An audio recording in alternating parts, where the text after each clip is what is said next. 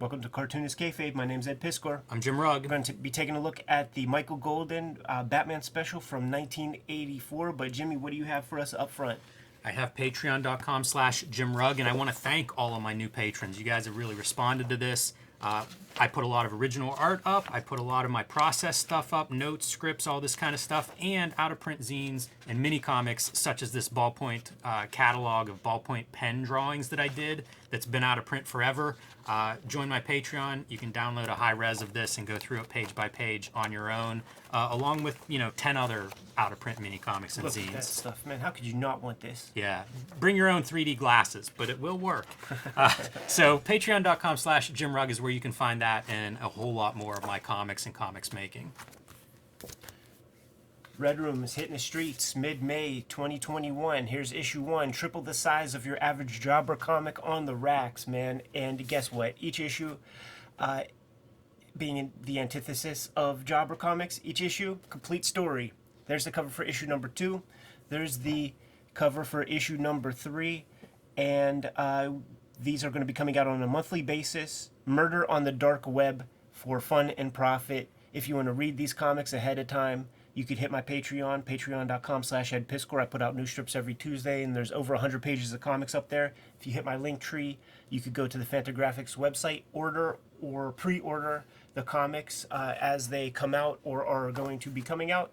And I want to hip everybody to Free Comic Book Day this year is going to be in August, and hassle your store owner to make sure they have copies of the Red Room Free Comic Book Day comic for you. It's the latest comic as of this recording that I completed. It's the best comic I ever made so far until the one I'm working on now was completed, man. So the best comic I ever made up to this recording is going to be available to you for the sum total of $0.00. But you got to tell your comic book store about it.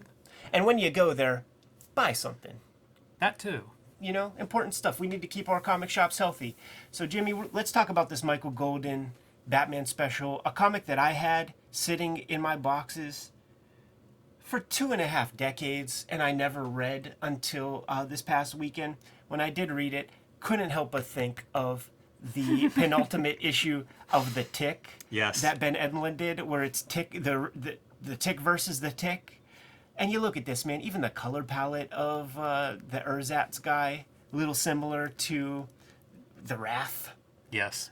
This was a comic that was highly requested that we check out, man. Whenever we use a term, say masterpiece, this is Michael Golden's masterpiece, you guys are definitely going to show up and let us know what your masterpiece comic is, Yes. man. And a lot of people are talking about this Batman joint.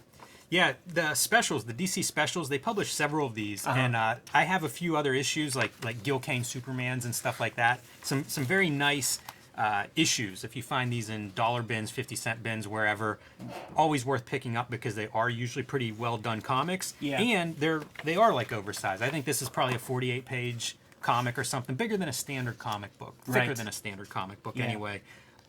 Awesome starting out. Looks good. Beautiful. It's Michael Golden, so he's going to do, he doesn't take any shorts. Here's what I would have liked. Keep giving me that half-page motif for the whole comic. That's what I was hoping for. I was loving these first 8 pages or so when we're seeing the tandem of the origin of Bruce Wayne and the origin of this Wrath character.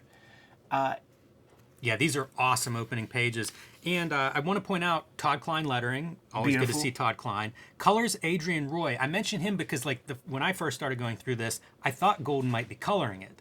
Something that he does in some of his comics because strong, man. These are striking pages. Like, For the sure. colorist is really in sync with the art on these pages. Look at the Wrath, man. Like when his mommy gets killed, he's going to grow up and become Sylvester Stallone.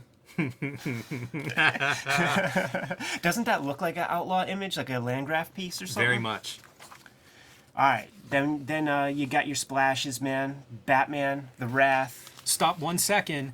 Artists. Michael Golden and Mike DiCarlo. It's not a distinction of like pencil or inker, so it does make me wonder exactly how this stuff is divvied up. Right. And if this is a real collaboration artistically. Dig. Now, read the comic. Basically, Batman and this Wrath character were essentially born on the same day 25 years ago or whatever.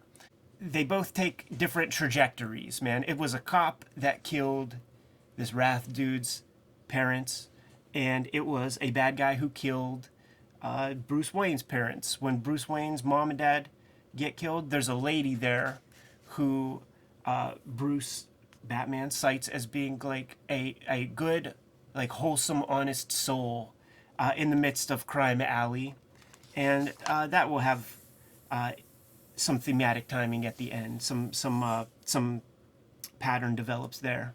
So as Bruce Wayne, Batman, builds a career fighting crime, this Wrath dude is basically a cop killer.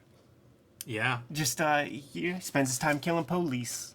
Yeah, and his latest target, Commissioner Jim Gordon. Jim G. And you know what? The Wrath fucking sucks at it because he keeps trying to kill him and just killing everybody next to him. He does. He kills his driver. Like a politician, all kinds of people. And basically kills enough people that Bruce Wayne is like, dude, we have to just like put you in storage for a minute till I find this guy because everybody next to you is fucking dying, man. Look at these beautiful 80s fashions that Michael Golden is adorning his characters with. Yeah, it's a crazy shirt that this woman's wearing. Yeah, and those high-waisted ass mom jeans. I do not remember that time period for that shirt. And that Pander Brothers like femme business haircut. This is good art. You know, like I don't love Golden's earliest stuff. It's fine, I can see it, but I like his later period whenever it's a little more refined. This feels like possibly a bridge to that refinement. You know, I'm not sure when I would say he gets into that more refined style, but a lot of this art has that quality. Yeah, when he starts hitting, like the Nom is when things start singing for me, because even that Avengers annual, the one that introduces Rogue, still has that fanzine quality to it, man. It captures the spirit of like a young, excited artist who's getting a shot, but it is also wonky. Yeah, you know what it might be is confidence. We've said this about different artists, but you can see like whenever you start to see these kind of medium shots where it's like I don't need to have all the information in every single panel. Right. It's the mark of a more confident storyteller. So, dude, Playboy Bruce Wayne, man, this is modern day, and somebody defaced his parents' tombstone. What is this Smokey the Bear outfit homeboy's wearing, man? What is that? You're right. You're right. Is that? Is They're that really Gucci? leaning into that the fashion of the times. Is that Gucci? That's hilarious. Like, that is some Ranger Rick bullshit. I love the attempt at the fashion. Right. Like, if I ever have to do research on old comics, I just love seeing, like, what everybody's wearing in those. This feels so specific. Like, I got a copy of GQ magazine this month, and everybody's dressed from that same issue. This is smart drawing right here, by the way, man. This is, we're not going to give you the full Rolls Royce because maybe I don't have the reference for that, but I at least have that front piece. Yeah. You know, crop that shit real tight so you don't have to draw the full Not car. sure you can get away with this anymore, by the way. I've done DC work where it's like remove the Nike logo from the shoes. You know? I guess that editor has to do something to earn that paycheck. Recently I did a rough that I'm going to be drawing for this like latest issue of Red Room where I have a character looking through Venetian blinds. I might have to pull from this a little bit. It's pretty good. This is really good stuff. It's so ridiculous. That's an artist commentary if I ever heard one. There are interesting things like you see the bat. That's pretty the bat good. shadow right there. Check out this one, and I want to see how it looks on your comic too, because there is some variance to the way our stuff is printed. But this slight, I didn't even catch it on mine. yeah, it's like less than 25. It's like a 10% color difference between the background and that little Batman shadow. That's what I'm saying about color. Like, look at Alfred in the shadows that are working all around him, on his face, on the hand in the foreground, the pillow next to him. And I think this is such an 80s... That feels like something out of a bad 80s movie, Yeah. which I love, which would be a good 80s movie in my A mind. little Miami Vice gimmick Even to it. this dude, look at that quarter shirt. Just think of Johnny. It's not a half shirt. Just think of Johnny Depp in Nightmare on Elm Street 1. Ridiculous. Embarrassing. And then like you always forget, man. Batman is a master of disguise, but he always So has is Mark Spector. But he always has blue hair. And I've never seen the two in a room together. Yeah, there you go, man. Anyhow, he gets a little intel down there in the world's underbelly. And if you want to make this a drinking game at home, every time you see a building in this kind of perspective shot, you'd be about 6 in by now. I'm glad you said that, dude, because this is where those young Marvel guys get their idea of what an establishing shot is. Just the outside of a building, not much more going on. You know, I poke fun, but I do love all this art. This all works for me. Batman walking through this apartment, flashlight, close-up of eyes. Good to look at. Yeah, and because we have these characters that look the same, this lady, she's with that bad guy cop killer Batman. So as our dude comes closer, and you and I see the blue, it's Batman, and she's like, oh, man. Yeah. You're not the cop killer I love. Yeah. You're a superhero. Shit. You see those, like, in movies and stuff, you see those girls, it's like American History X, that one, like, girlfriend character who's like, what, you're not a Nazi anymore? Like, I don't want to be with you anymore. Why are you selling out? Look at how weak this graffiti is. The doors, the police. That's all. It would always be that way. It's a really nice neighborhood. Crime Alley's really cleaned up. Whenever it's the letterer who's responsible for doing the graffiti, the shit always looks like John Costanza did it, man. And we repeat the Batman version in Crime Alley, but this time it's the Wrath coming up to this old lady who mistakes him for Batman. Yeah, because she sees him every anniversary of the death of the Wayne parents, man, under that same kind of street light. I love that Wrath went to the trouble of putting together the note.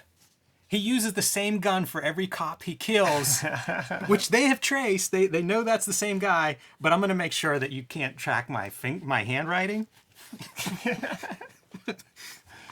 How about this? This cityscape is really nice, man. It's like a reductive kind of thing where it's black shapes in perspective, and then they go in with a white media and clock in those windows and stuff.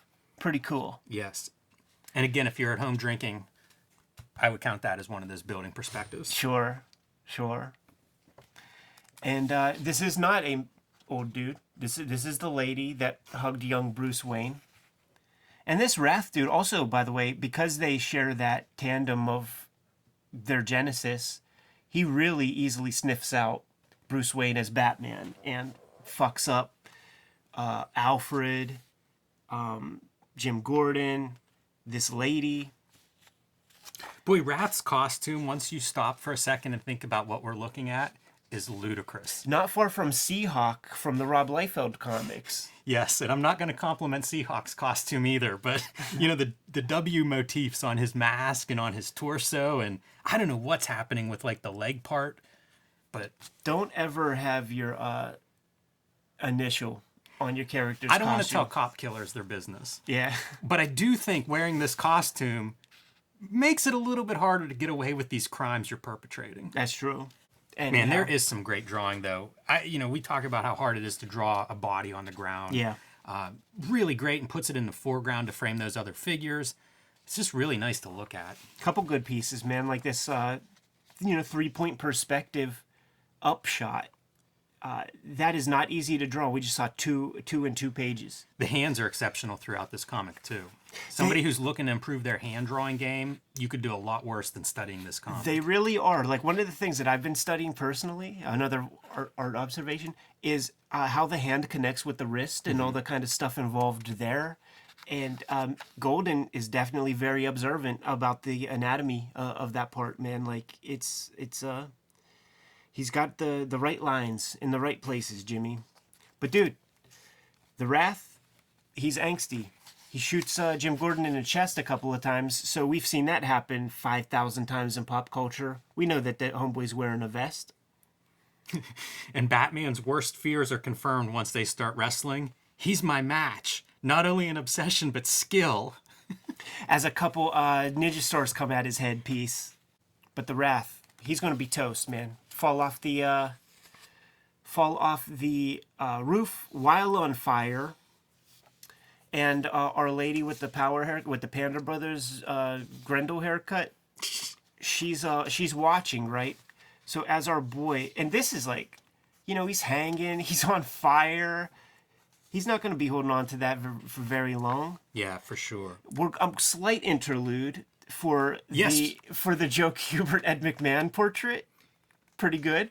Yeah, and for Arnold Drake being the guy to correspond with for this veterans info ad here. I like seeing Arnold Drake's name pop up. We saw him in the Words and Pictures magazine, and of course, creator of Doom Patrol, but a longtime comics writer who I think maybe smartly got out of comics around pretty early on. Right. But yes, long history there. So kind of a cool ad, and yeah, any chance to see Joe Kubert, why not? All right, so let's tie the whole story together because our girl with the power suit, she is besides herself, man. Her cop killer boyfriend, toast.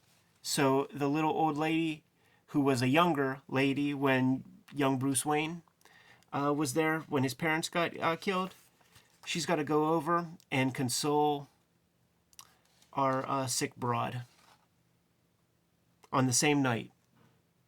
I wonder if this girl becomes the Huntress or something like this. Yeah, no idea. But there's a backup piece here, a text piece. This is by Mike Barr, the writer, who we looked at in the Outsiders Batman annual or special that Kevin Nolan drew and colored. Could have been a contender, man. Like, he collaborated with great artists. He created, he's Camelot 3000, so he did that Kevin Nolan piece. That's a run. He did this joint. He did the Todd McFarlane Batman Year 2 writing. So, like, he could have been a contender, but for some reason, this stuff just did not stick. Well, what I was going to say is, goes on for 750 words here and never once mentions Michael Golden, his artistic collaborator. And I would guess we aren't looking at this book if it's not Michael Golden. So a shame not to see him at least mention pretty good art in this story. Yeah, I did find out that Ellery Queen is is a pen name for two dudes. I didn't know that. So I did get something out of that. Anyhow, Dan Shahan, there we go, man. We looked This at one's it. for you.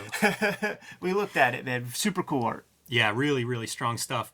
And I'm sure not the last Batman one-shot or standalone kind of thing we'll look at. Kind of cool to see this pop up in 1984. Just thinking about it, man. These swift, confident, bold strokes, not far from the animated series. Interesting. Kinda. I'm very impressed with the cityscape behind them. Yes. There's a lot of layers there. It looks really great. And quite frankly, I'm not sure how that's created. Said it in the past when I spoke with Michael Golden about G.I. Joe covers. Asked him some technical details, and he responded, Ed, I was Photoshopped before there was Adobe Photoshop. This shows it off, for sure. There's a lot of like color hold type stuff going on there that makes for a very striking cover. For sure, man. Anyhow, on that note, let's get out of here. Jimmy, Kayfabers, like, follow, subscribe to the YouTube channel. Hit the bell. We'll notify you when new vids are available. What do you got out there, man? Join me on patreon.com/JimRugg, where you can see lots of my original art, lots of my process, and download my hard-to-find out-of-print zines and mini-comics. Patreon.com/JimRugg. Red Room coming out on a monthly basis, mid-May 19. I'm still on that tip. 2021. It's going to be a monthly comic. There are 4 issues available for pre-order at this very moment. Get your store to order the free Comic Book Day comic. And if you want to read the comics ahead of time, hit my Patreon, patreon.com/EdPiskor. All these links are in the link tree in the description below this video. You can subscribe to the Cartoonist Kayfabe e-newsletter at the links below this video to keep up with everything we have going on, coming up, and coming out in 2021. You can also find Cartoonist Kayfabe t-shirts and merchandise at the links below this video. Jimmy, give him one last set of marching orders, man. We're going to be on our way. Read more comics.